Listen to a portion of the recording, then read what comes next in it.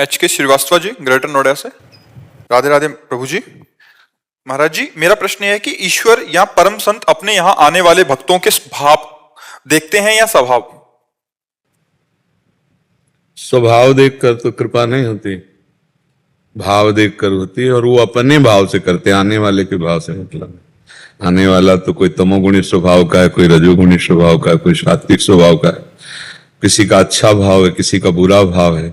पर जैसे वृक्ष छाया सबको समान देता है, जल प्यास और शीतलता समान, सूर्य तेज और प्रकाश समान, ऐसे ही संत समान सब पर कृपा करते हैं। संतों का एक स्वभाव होता है समदर्शिता, सब में एक ही भाव रखना। एक चंदन लगाए और एक थप्पड़ मारे, अगर संत हृदय है तो दोनों के प्रति समान भाव रहेगा, दोनों के और हो सकता है थप्पड़ मारने वाले के प्रति ज्यादा प्यार भाव हो। आज सत्संग में सुना, करत जे अनुशयन निंदक तीनों पे अनुग्रह करो। संत स्वभाव करोड़ों माताओं का भी हृदय एक साथ मिले तो भी उनकी समानता नहीं कर सकता है। थोड़ा उल्टा चाल संतों की रहती है, सम्मान करे तो मुंह फेर लेंगे, और अपमान करे तो प्यार से नमस्कार करेंगे। तो सामने वाले का भाव क्या है उसके अनुसार बर्ताव करना, ये तो संतों से बहुत अलग बात है।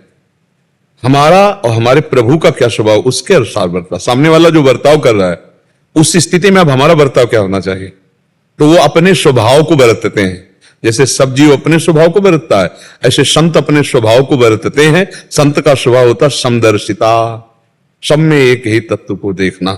इसलिए तुम्हारा भाव छोटा है या बड़ा है उससे उनको कोई मतलब नहीं। तुम्हारा स्वभाव सतोगुणी है, रजोगुणी, तमोगुणी, उससे कोई प्रभाव नहीं। पर लाभ जो ले पाएगा वो तो समदर्शिता है, पर संतों का जो लाभ ले पाएगा वो ऐसे ही ले पाएगा, ऐसे तो नहीं ले पाएगा। जिसके अंदर दैन्यता है, जिनके अंदर भगवत भाव के हमारे प्रभु हैं, ये हमारे प्रभु के जन हैं, जैसा भाव बन पावे, और जितना दैन्य होगा उतने ले पाएगा। जैसे वर्षा हो रही, ऐसे करो तो तुम्हारे पीने योग्य तो नहीं हो पाएगा, और ऐसे कर लो तो पीने योग्य भी हो जाएगा।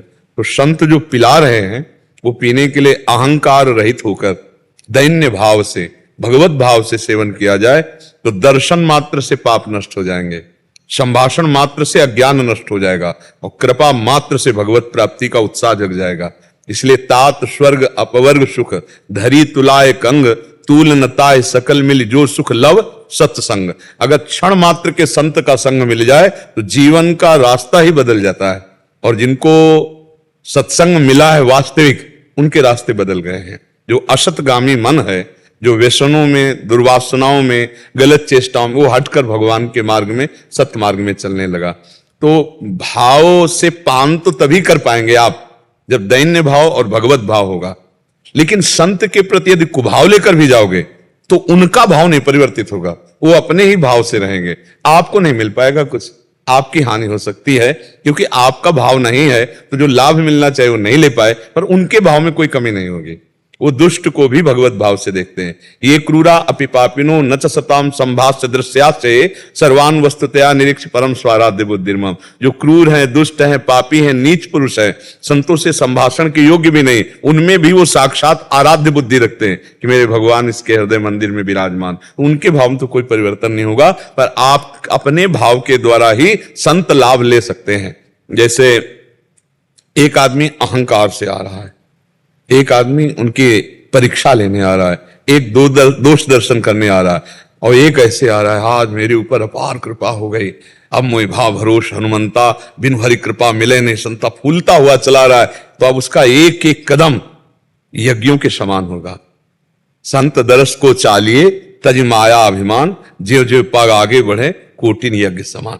अब आ तो 100 लोग रहे लेकिन लाभ एक ले पाया, 99 चले गए, एक लाभ ले पाया। तो क्या संत के दान में कोई फर्क था क्या?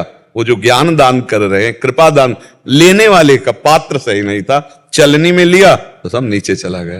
पात्र सही है तो सही आ गया। आप समझ पा रहे जी?